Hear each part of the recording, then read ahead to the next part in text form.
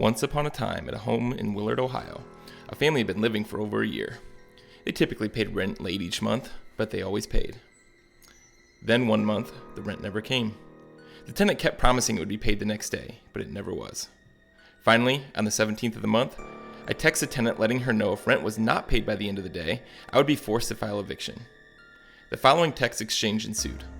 Although this exchange is being dramatized by our highly skilled actors, the conversation is a word-for-word replica.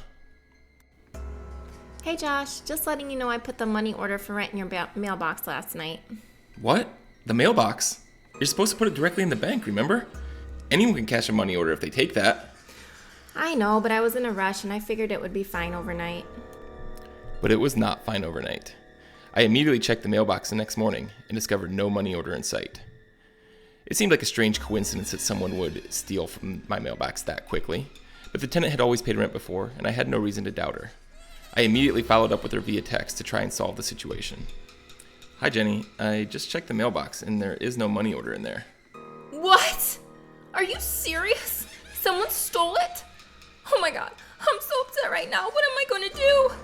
Well, let's not panic yet. Are you sure you put it in the right mailbox? I'm positive. Oh my god, I'm so upset. I'm at my kids' field trip and I had to go sit in my car because I'm crying and shaking so much. What am I going to do? It's okay. Let's just take it one step at a time. Can you start by sending me a copy of the money order receipt? I'm going to file a police report. Hearing the tenant's panic and anguish gave me a real sympathy for her situation. So upon receiving her receipt of the money order, I immediately went to work on solving the case. But when I zoomed into the receipt, I noticed a 6-digit number that appeared to be a date. And that date appeared to be from over a year prior. Sure that I must be wrong, I immediately went to Drug Mart, where she had purchased a money order. They confirmed that not only was it purchased over a year ago, it was cashed over a year ago already. As usual, Discount Drug Mart had saved me the runaround. But now I had to confront the tenant on her lies. As you will hear, her anguish quickly turned to anger. Hi Jenny, we have a pretty big problem. You see, the receipt you sent me was for a money order you purchased over a year ago. Oh, aren't you just so smart? Maybe you should learn how to read better because it doesn't say a date on it. It actually does say a date on it, right here, on this spot I circled.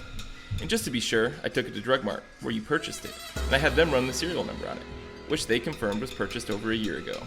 Well, maybe you shouldn't have tenants put rent in your mailbox. Did you ever think of that?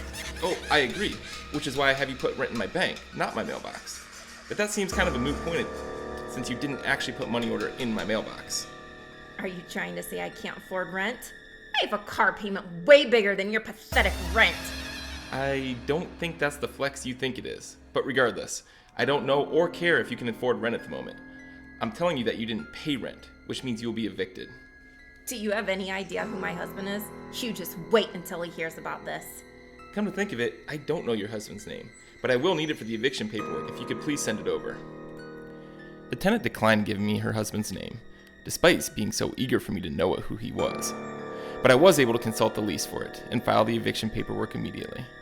Fortunately, the tenants would move out less than a month later without needing the eviction to proceed. It turned out they were already moving to a new place and skipped their last few months of rent in order to save up for the down payment on their new place. But this story would have a relatively happy ending. The tenant left the house in very good shape, and even later sent me a text message apologizing for the lies and the hassle. And just like that, the case of the stolen money order was closed.